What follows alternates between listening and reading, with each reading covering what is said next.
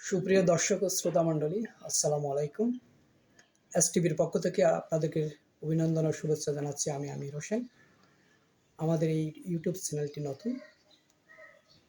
বিভিন্ন সমসাময়িক বিষয়, রাজনৈতিক, অর্থনৈতিক এবং স্থানীয় সমস্যা চিহ্নিতকরণ ও এর সমাধান করবে প্রতিবেদন উপস্থাপনের চেষ্টা করব আমরা, যাতে করে সমস্যাগুলো সমাধান করা সম্ভব হয়। আজকে আমি আমাদের সন্দ্বীপবাসী দীর্ঘদিনের যে স্বপ্ন ছিল আপনার ফেরি সার্ভিস, সেই ফেরি সার্ভিস নিয়ে কথা বলবো। আমাদের সন্দ্বীপবাসীর এই দীর্ঘদিনের স্বপ্ন ফেরি সার্ভিস ইনশাআল্লাহ এখন বাস্তবতার মুখ দেখেছে। আগামী 10ই মার্চ এই ফেরি সার্ভিস উদ্বোধন হবে বলে আমরা আশা করি। ইনশাআল্লাহ আমাদের বাকি কাজগুলো সুসম্পন্নভাবে অতি দ্রুত সম্পন্ন করা সম্ভব হবে বলে আশা করি। তবে শ্রোতামণ্ডলী, আমাদের এই ফেরি সার্ভিস সন্দ্বীপবাসী বহুদিনের দাবি ছিল, কিন্তু বিভিন্ন কারণে আমরা এটা কখনো এই দাবি পূরণ করতে পারিনি। সন্দ্বীপবাসী যাতায়াতের যে অবর্ণনীয় দুঃখ দুর্দশা পোহাতে হয়, তা একমাত্র যারা এই ঘাট দিয়ে সন্দ্বীপ যাতায়াত করেন তারাই বুঝতে পারেন কি কঠিন অবস্থার মধ্যে আমাদের এই উত্তাল সাগর পাড়ি দিতে হয়। সেজন্য এই ফেরি সার্ভিস ছিল খুবই জরুরি। যাক, আল্লাহর অশেষ রহমতে এটা এখন বাস্তবতার মুখ দেখেছে।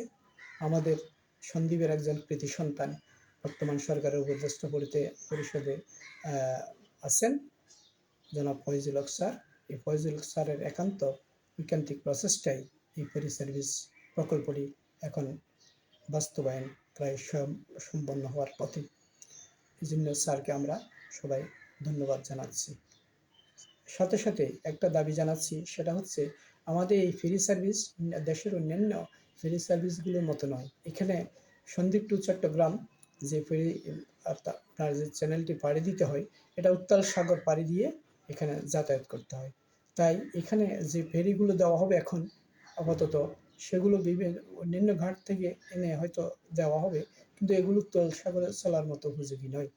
তাই সরকারের নিকট আমরা দাবি জানাবো, উপদেষ্টা মহোদয়েরও দৃষ্টি আকর্ষণ করছি, আপনার আসছে বাজেটে আমাদের সন্দ্বীপ টু চট্টগ্রাম এই ফেরির জন্য, ফেরি সার্ভিসের জন্য আপনার 2টা উন্নত মানের রো ফেরি আপনার যদি ক্রয় করা যায়, তাহলে নির্বিঘ্নে মানুষ নিরাপদে যাতায়াত করতে পারে।